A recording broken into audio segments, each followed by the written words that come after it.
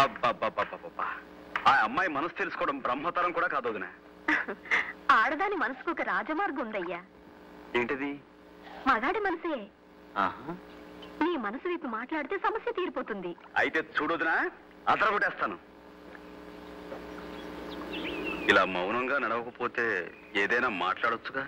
ఓ అలాగే మాట్లాడుకుందాం. ఆ పువ్వులు చూడండి.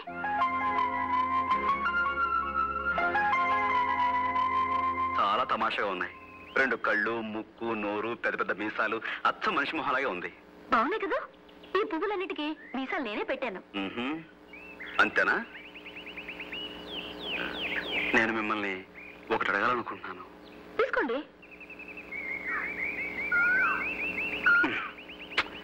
ఏరుశనకాయలు కాదండి. నేను మిమ్మల్ని ఎలా చెప్పాలో తెలియటం లేదు. అయితే చెప్పొద్దు.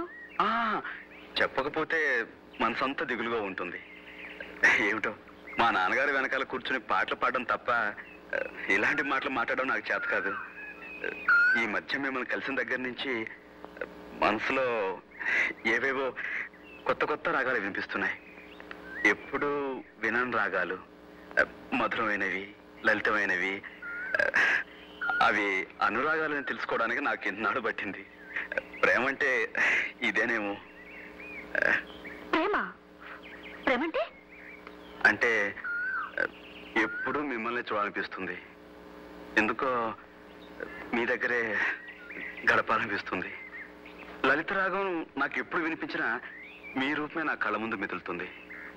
ఇవన్నీ చూస్తుంటే మరి మీరు నన్ను లేదా? నాకు తెలుసు ఇలాంటి ముఖ్యమైన నిర్ణయాలు తీసుకునేటప్పుడు మీరు బొమ్మ బొరుసు వేస్తారు. ఉండండి, మీ బదులు నేనే బొమ్మ బొరుసు వేస్తాను. బొమ్మ పడితే మీరు నన్ను ప్రేమించవచ్చు, బొరుసు పడితే నన్ను ప్రేమించకూడదు.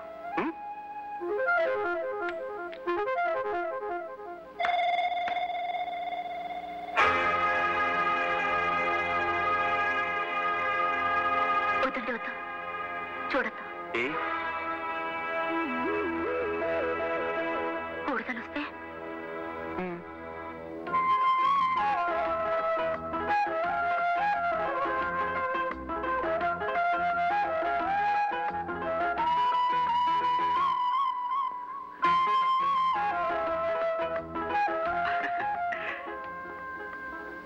లలిత, ఈరోజు మాకు కచేరీ ఉంది, టైం అవుతుంది, నేను వస్తాను. సరే, కచేరీలో కలుద్దాం. ఏమిటి, కచేరీకి నువ్వు కూడా వస్తున్నావా?